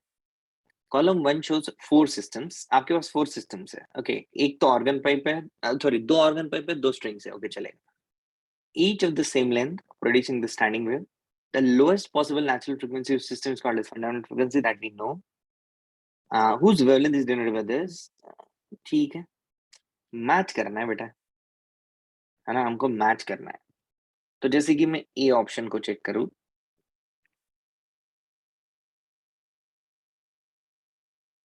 तो ए ऑप्शन में ये 0, ये एल है। इसके लिए जो फंडामेंटल होगा वो कुछ ऐसा होगा। Okay, so lambda by 4 is equal to L होगा, लैम्बडा इक्वल टू 4l होगा, frequency is equal to v divided by 4l होगा। ठीक है, अब इसमें साउंड फ्लो करती है, और साउंड एक कौन सी वेव होती है? लॉन्गिट्यूडनल। ठीक है, अब आपको पूछा है कि लैम्बडा एफ की वैल्यू क्या है। लैम्बडा एफ की वैल्यू यहाँ पे 4l है, तो यहाँ पे एक भी ऑप्शन मैच नहीं हो रहा है। सेकंड में जाएंगे, ओपन एंड है, यहाँ पे मैक्सिमा और यहाँ पे मैक्सिमा आना चाहिए, तो ऐसा होगा। तो ये होगा आपका L, जो कि होगा λ/2 के बराबर। तो लैम्बडा f की वैल्यू यहाँ 2L है, जो कि मैच हो रहा है।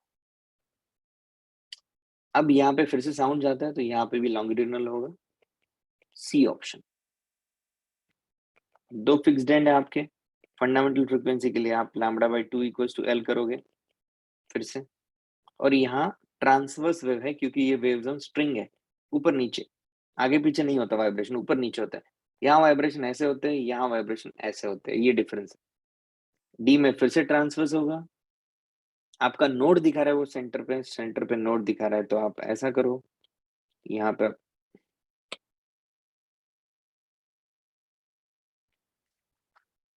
एक, सॉरी गाइस,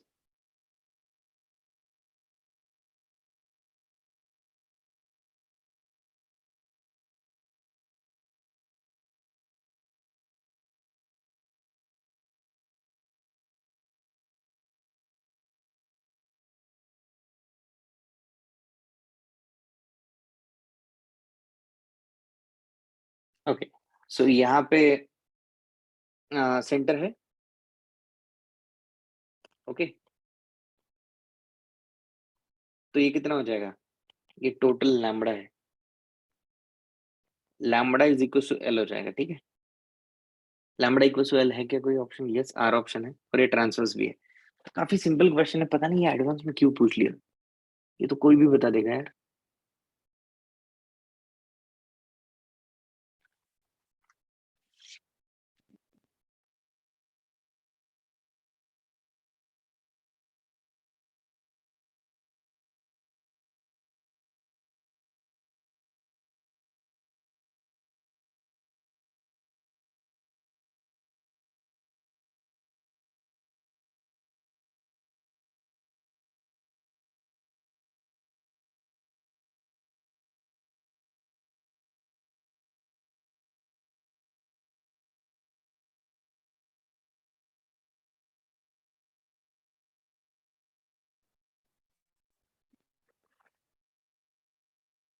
यस, हो गया सबका बेटा? आज किसी का कोई डाउट नहीं आ रहा है, चलो आगे बढ़ते हैं, इसमें लिखने जैसा तो कुछ है नहीं। फिफ्थ क्वेश्चन कौन सॉल्व करेगा गाइस? कोई खुद से कर सकता है fifth solve? A person blows into open end of a long pipe. As a result, the high pressure pulse of the air travels down the pipe. When the pulse reaches the other end of the pipe, देखो आप blow कर रहे हो pipe में, ये close organ pipe है कि open है? Okay okay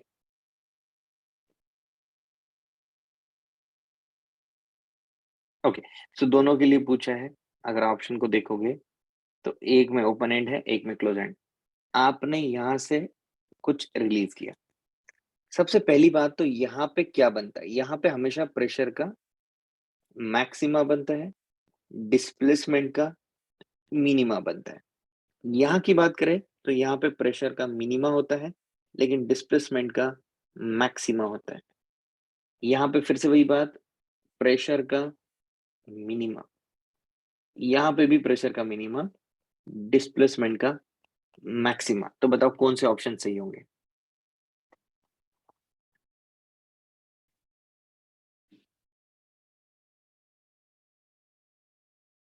come on guys, you have to tell me. Pressure सबसे ज्यादा यहाँ होती है, डिस्प्लेसमेंट सबसे कम यहाँ होती है। बताओ क्या होगा? This is a close and, you will tell me the option. This is the open end. जल्दी से बोलो भाई।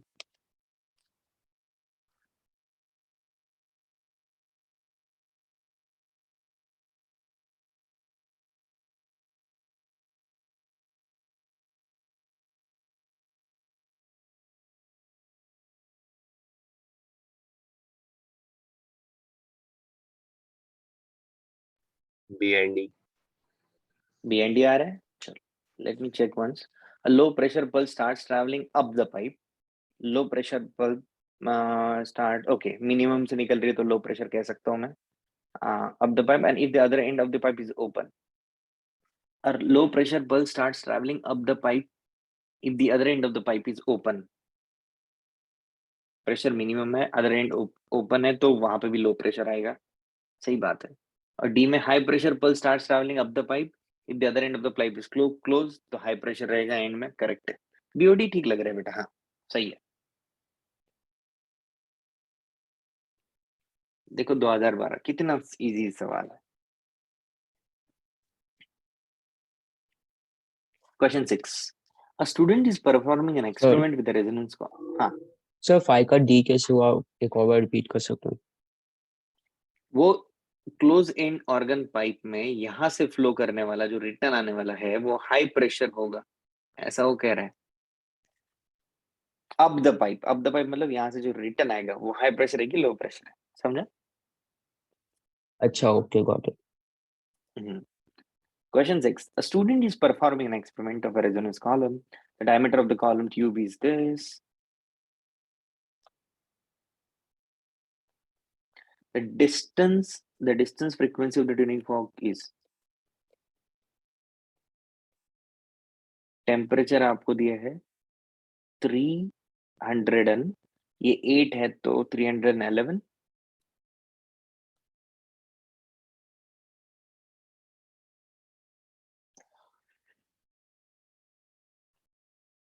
Okay, in which the speed of sound is this. देखो यहाँ पे दूसरी स्पीड ली। The zero of the meter scale coincide with the top and the top end of the resonance along the first resonance occurs in the water level in the column. Okay, first resonance कहाँ occur करता है? ये पानी होता है, सबको पता है, वाटर होता है रेजोनेंस ट्यूब में, और ट्यूनिंग फॉर्क ऊपर रखा होता है। टेम्परेचर आपको गिवन दिया है, वेलोसिटी आपको गिवन दी है।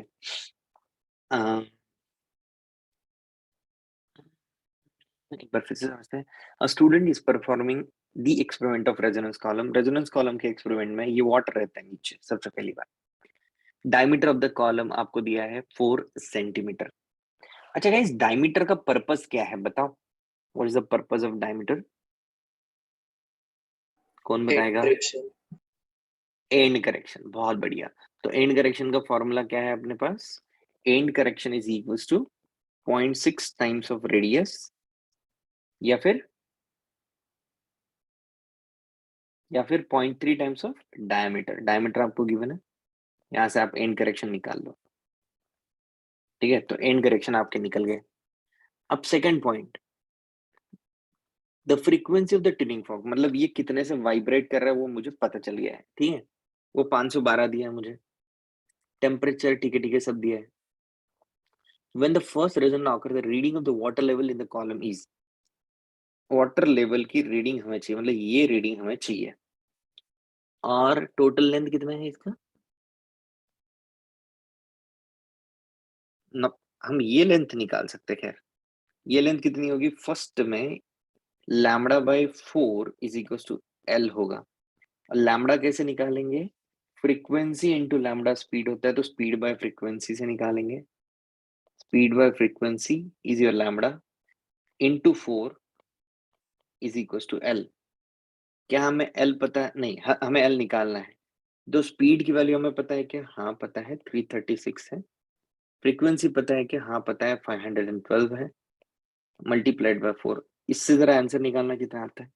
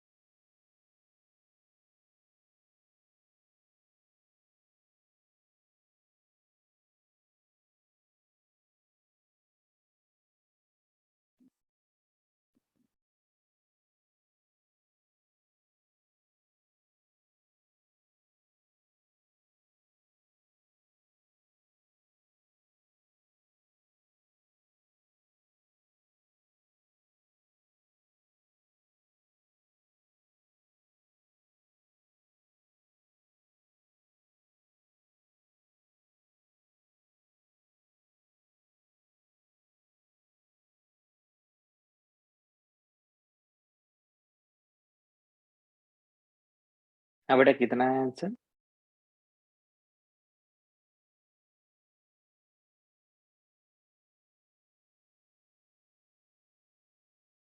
सर एन करेक्शन को भी लेंगे तो उससे 15.2 आ रहा। 15.2 आएगा, ठीक है हाँ। बेटा, गुड।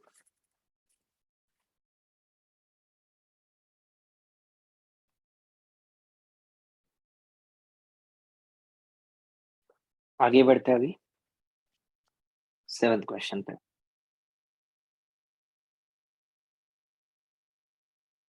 ठीक है, सब लोग को आ गया होगा hope. 7th question. Two vehicles, each moving with the speed u on the same horizontal straight road, are approaching each other. Wind blows along the road with velocity. Okay, wind add हो गया है. One of these vehicle blows a whistle of frequency f1.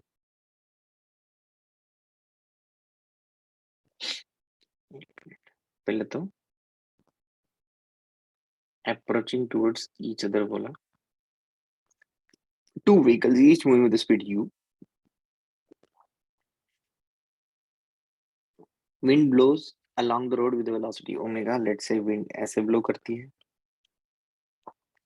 One of these vehicle blows a whistle of frequency f1. An observer in the other vehicle hears the frequency of the whistle to be f2. The speed of the sound in the air is v. The statement correct are the wind blows from observer to. दो possibility है, wind इधर भी blow कर सकती है, wind इधर भी blow कर सकती है. तो frequency observed by observer is some factor times of actual frequency. Okay, तो आपका v plus minus wind plus minus observer v plus minus wind plus minus source ऐसे आता है. तो सबसे पहली बात, अगर हम माने कि विंड इस तरफ जा रही है और ये ब्लो करने वाला ये बंदा है F1, कितना दिया उसका फ्रीक्वेंसी F1, F1 इसने रिलीज किया है, तो सम फैक्टर टाइम्स ऑफ F1, ऊपर V नीचे V. अगर मैं मानूं कि इस तरफ जा रहा है तो विंड क्या करेगा, फ्रीक्वेंसी को ज्यादा तेज लेके जाएगा. ठीक है, ज्यादा तेज लेके जाएगा तो ऊपर प्लस हो जाएगा और नीचे माइनस हो जाएगा, जो कि W है. ऑब्जर्वर जा रहा है नजदीक तो प्लस U, सोर्स आ रहा है नजदीक तो माइनस U. ये आपका फ्रीक्वेंसी रहेगा. अगर विंड इस तरफ जा रही है तो डिक्रीज करेगी, लेकिन सोर्स ये दोनों वैसे ही रहेंगे. क्या अब इससे तुम डिटरमाइन कर सकते हो कौन बड़ा है कौन छोटा है? बस एक फैक्टर एक्स्ट्रा ऐड हो जाता है विंड वाला, बाकी कुछ भी चेंज नहीं होता है. तो होप फटाफट इसके ऑप्शंस तुम मुझे बताओगे.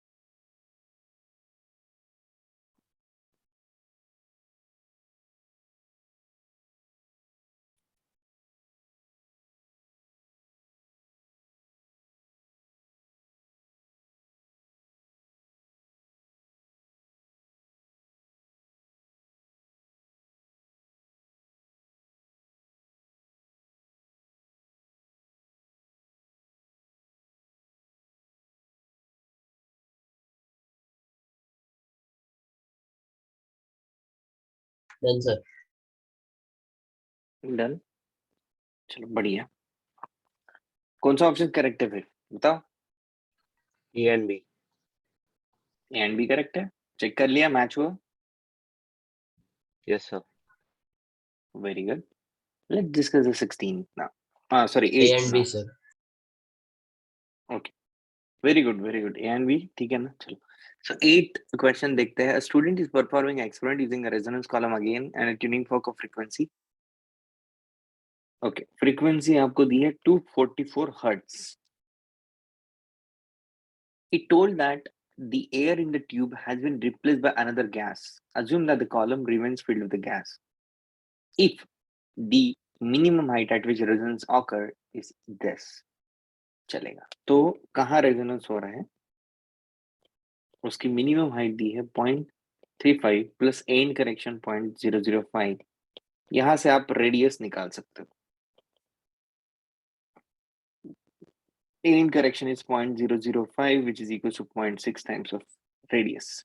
खैर कोई जरूरत नहीं पड़ेगी शायद, यूजफुल इंफॉर्मेशन आपको कुछ दी है। अगर नियॉन रहेगा तो क्या होगा, नाइट्रोजन रहेगा तो क्या होगा, ये बातें उसने की है। Take the value of 10 by m for there। Just a minute guys, let me see what exactly is the question। ठीक है, if the minimum height at which resonance occur is this, the gas tube is neon। okay, तो gas tube कौन सा है, ऐसा उसने कहा। चलेगा तो फंडामेंटल फ्रीक्वेंसी जो मेरी होगी वो होगी स्पीड डिवाइडेड बाय लैम्बडा। और लैम्बडा की वैल्यू को मैं इस पर्टिकुलर केस में लिख सकता हूँ, lambda by 4 is equal to L effective. इसका मतलब lambda is equal to 4 times of L effective. अब स्पीड की बात करें अपन, तो स्पीड की वैल्यू होती है अंडर रूट ऑफ साउंड हम गामा पी बाय रो। गामा पी बाय रो होता है गामा पी बाय रो, या तो फिर मैं क्या लिख सकता हूँ, gamma R T by M भी मैं लिख सकता हूँ। कौन सा लिखूं, गामा पी बाय रो लिखूंगा इसकी, gamma R T by M, कौन सा ठीक रहेगा? एम दिया है इसने, और गामा की वैल्यू मेरी होती है सीवी बाय सीवी। उसने कहा कि डिफरेंट गैसेस है, गैस चेंज हो जाएगी तो उस गैस का मोलर मास आ जाएगा, उस गैस का टेम्परेचर हमें गिवन दिया है क्या। तो एक काम करो बेटा, gamma R T by M ले लो, क्योंकि मोलर मास हमें गिवन दिया है, ठीक है, और गामा का वैल्यू सीपी बाय सीवी से निकलता है। वैसे गामा के लिए कुछ नहीं गिवन क्या, गामा एक तो सीपी बाय सीवी से निकालते हैं अपन, और कहां से निकालते हैं gamma. Frequency is known guys, L effective is known to you, R is known to you, M is known to you, temperature T क्या लेंगे, कुछ बताया क्या, किधर किधर, oh 670, oh okay, R T का वैल्यू डायरेक्ट दिया है उसने, कुछ 167 आर टी का वैल्यू दिया है, 140 आर टी का वैल्यू दिया है।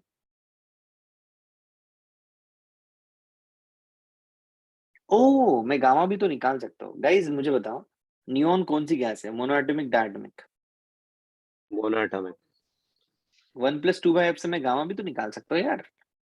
तो मैं सबके लिए गामा निकाल लूंगा, गामा नियॉन के लिए निकालूंगा। गामा ऑक्सीजन डायटोमिक गैस है, डायटोमिक के लिए डिग्री ऑफ फ्रीडम कितनी होती है, 5 होती है, 2/5 लिखूंगा। ये मोनोएटॉमिक है तो 2/3 लिखूंगा। और नाइट्रोजन ये डायटोमिक है, 1+2/5 लिखूंगा। और अर्गन ये मोनोएटॉमिक है तो 1+2/3 लिखूंगा। सबका गामा निकल गया, गामा का टेंशन खत्म, एम उसने दिया है, टेंशन खत्म, आर कांस्टेंट है, टेंशन खत्म। रही बात टी की, तो आर टी का प्रोडक्ट उसने ऑलरेडी आर टी के प्रोडक्ट की वैल्यू दी हुई है, तो ये भी टेंशन खत्म। बताओ कोई दिक्कत है भाई किसी को? क्वेश्चन में हमें गामा निकालने के बाद सब के लिए फ्रीक्वेंसी की वैल्यू निकालनी है, फटाफट निकालो।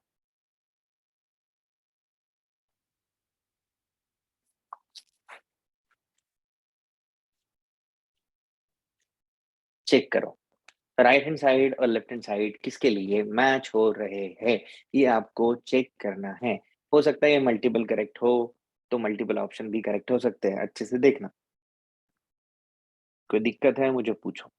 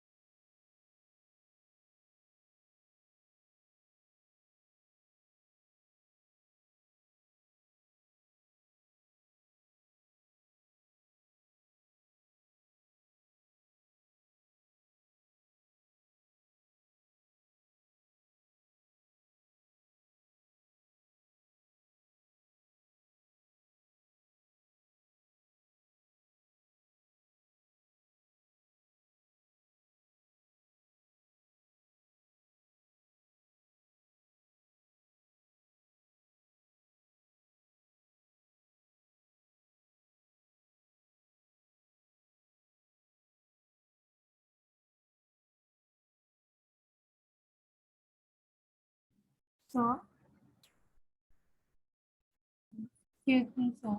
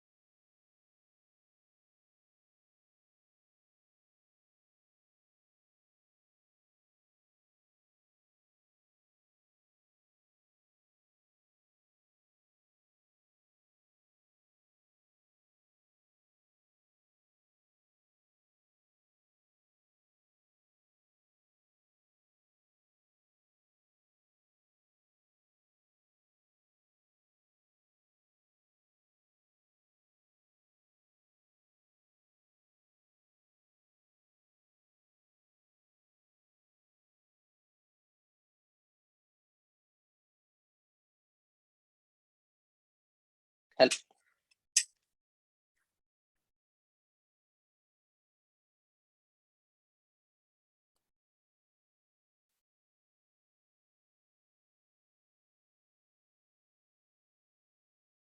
Hello guys, can you hear me now? कुछ तो प्रॉब्लम हो गया था। Yes, sir. Yes, But sir. you are not the host now. हाँ हाँ, कोई दिक्कत नहीं है, लेकिन क्वेश्चन हो गया क्या अपना सॉल्व, वो बता दो। अपन डिस्कस कर लेंगे बाकी क्वेश्चंस भी फटाफट। ये क्वेश्चन हो गया बेटा आपका 8, आपको समझ में आया? बात करो, फटाफट बताओ। Yes, So, sir. Okay, very good. So So- अपने पास 3-4 क्वेश्चन। हाँ बोलो बोलो बेटा, कुछ पूछना है? yeah. So in this question, right, like the L effective that is like to be taken while calculating is the same thing that's given, right? So there's no point in finding the radius, yeah. There is no point. Yeah, there is no point in finding radius. Okay, Yeah. and one more thing, and so you had written only 0.35 plus 0.005, but then in the question it's plus or minus. So should we consider only plus, or like should we take it as plus minus both? No, it should be plus, because the thing is that like so basically what happened is na ki when they try to find out they see, they know about the velocity of the sound. There are basically v is equals to f into lambda is the equation. Velocity is frequency into lambda. Now lambda was associated with the length. So basically length, frequency and velocity, these are 3 variables. So you know the speed of sound. Okay, you know the frequency of tuning fork you're using, and you calculated the value of L. अब like L उतना ही आना चाहिए था जितना gap है, right? But experimentally it was found that कि the gap was actually bigger. मतलब like the nodes are not forming at the position where we were expecting them to form. They were forming outside it, and that's why the length will be more. जो actual column का length है उससे more होगा, तो plus आएगा, ठीक है बेटा? Yeah. Is that clear? Yeah. Okay, so guys 13th question एक बार देखो। ये थोड़ा अलग क्वेश्चन दिख रहा है मुझे बाकी क्वेश्चन से, तो 13th एक बार अपन डिस्कस कर सकते हैं। जैसे स्क्रीन शेयर तो अभी नहीं हो रही है, तो ठीक है। 13th क्वेश्चन में मुझे बताओ, जब परपेंडिकुलर जाते हैं 2 सोर्सेस, तो क्या दिमाग में रखना है आपको? डिस्कस करो, फटाफट डिस्कस करते हैं। 13th क्वेश्चन, जब 2 चीजें एक दूसरे के परपेंडिकुलर चल रही होती है, तो हमें दिमाग में क्या रखना है? हमको उनको क्या करना है? ज्वाइन करना है। क्या करना है बेटा उनको? हमको ज्वाइन। और वेलोसिटी कौन सी लेनी है फॉर्मूला में? कंपोनेंट्स लेने Yes, उनके along the line they are joining. Along the line के कंपोनेंट लेना है। इस पे एडवांस में और एक इससे भी सुंदर, ये तो बहुत आसान हो गया क्योंकि इसमें 600 एंड 800 डिस्टेंस दिया। एक बात बोलो मुझे, अगर ये डिस्टेंस देखिए, जैसे कि ये 600 मीटर, ये भी मुझे ज्यादा लग रहा है खैर डिस्टेंस। अब देखो स्पीड ऑफ साउंड जो होता है, स्पीड ऑफ साउंड तुम्हारा 300 मान लो, 340 लेते हैं, 330 लेते हैं, 320 लेते हैं, बहुत अलग अलग यूनिट लेते हैं। अगर तुम्हारा डिस्टेंस बहुत बड़ा हो तो साउंड को पहुंचने के लिए टाइम लगेगा, राइट? जैसे कि 1 किलोमीटर डिस्टेंस है, तो साउंड तुरंत पहुंचेगी क्या लाइट की तरह? नहीं, वो टाइम लेगी पहुंचने के लिए, राइट? तो एक बड़ा अच्छा सवाल क्या क्रिएट हो सकता है पता है? वो बोलेगा कि जब ये जो परपेंडिकुलर गाड़ियां चल रही है एक दूसरे के, तो एक गाड़ी ने फ्रीक्वेंसी रिलीज की, जब उनके बीच में मिनिमम डिस्टेंस है, तब उसने कौन सी फ्रीक्वेंसी सुनी होगी? तो बेसिकली जब मिनिमम डिस्टेंस है दोनों के बीच में, तब उसने जो फ्रीक्वेंसी सुनी है वो उस टाइम पे रिलीज किए हुए साउंड की है कि उसके पहले रिलीज किए हुए साउंड की है, अगर डिस्टेंस बड़ा है तो। मेरा क्वेश्चन समझ में आया आपको? 2 बंदे एक दूसरे के परपेंडिकुलर चल रहे हैं, जब वो एकदम क्लोज आते हैं, तो इसका मतलब 13 क्वेश्चन में अगर तुम देखोगे तो ओ ऑब्जर्वर मानो और S1 सोर्स मानो, तो जब S1 S2 पे आ जाता है तब सबसे कम डिस्टेंस है। लेकिन जब S1 S2 पे आता है, तब जो साउंड वो रिलीज करता है, क्या वही साउंड वो उसी इंस्टेंट पे सुनता है ऑब्जर्वर? अरे बोलो, क्या वही फ्रीक्वेंसी सुनता है कि पहले रिलीज की हुई फ्रीक्वेंसी सुनेगा? पहले वाली। पहले वाली सुनेगा। क्यों? बिकॉज डिस्टेंस इतना बड़ा है ना कि साउंड को वहां से वहां पहुंचने के लिए टाइम लगेगा।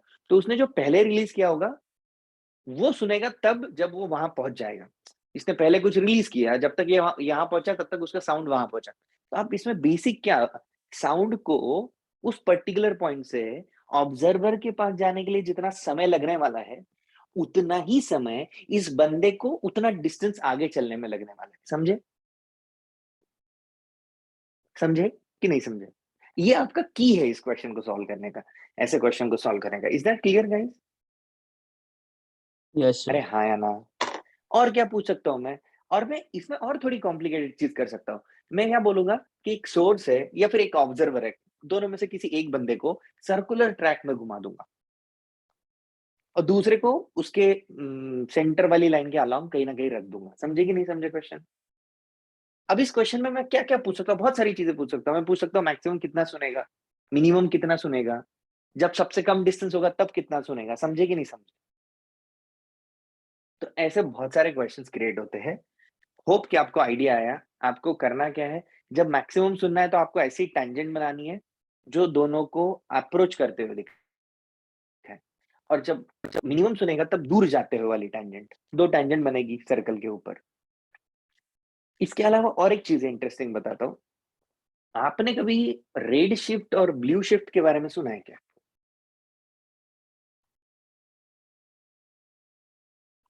हाँ भाई, किसी ने सुना है रेड शिफ्ट? अरे फिर से हैंग हो गया क्या? Hello guys, can you hear me? Yes, sir. Yeah. So have you do you know about red shift, blue shift, something like that? या फिर डॉपलर इफेक्ट इन लाइट के बारे में सुना है? चेंज इन द लैम्बडा का एक formula होता है, वो सुना है? तो ये जो basic basic JEE Mains level तक क्वेश्चंस पूछे जाते हैं, इन पे थोड़ा ध्यान देना। और इसके लिए रेफरेंस रहेगा आपका टेक्स्ट बुक। आपके टेक्स्ट बुक में रेड शिफ्ट होगी, डेफिनेटली होगी, स्टेट बोर्ड के टेक्स्ट बुक में। ओके? अरे हाँ या ना, समझ रहे हो कि नहीं समझ रहे हो बेटा बात है? Yes, sir. चलो, वेरी गुड। Yes, sir. सो मिलते हैं अगले हफ्ते। मुझे लगता है अगले हफ्ते अपना टॉपिक वेव ऑप्टिक्स नहीं, क्या है, ऑप्टिक्स है क्या कि रे ऑप्टिक्स है कि वेव ऑप्टिक्स? अच्छा, रे ऑप्टिक्स, रे है ना पहले? Ray optics and wave optics. दोनों एक साथ ही है क्या? हाँ सर। ओके, ठीक है। तो चलो अगले हफ्ते अपन उस टॉपिक को लेके बात करेंगे। ठीक है बेटा, तब तक के लिए बाय बाय। होप कि आज का लेक्चर तुम्हें क्लियर है। काफी इजी टॉपिक है साउंड। कुछ कुछ चीजें जो क्रिटिकल चीजें होती है उन पे ध्यान देना। मैंने ये जो छूट गया अपने प्रॉब्लम, उनके बारे में भी मैंने आइडिया बताई है कि कैसे अप्रोच करोगे। होप तुम इन लोग को, इन क्वेश्चंस को अटेम्प्ट कर लोगे बोल के। ठीक है, चलो गाइस, बाय बाय, मिलते हैं कल की next class. Bye sir, good night sir. Thank you बेटा, टेक केयर।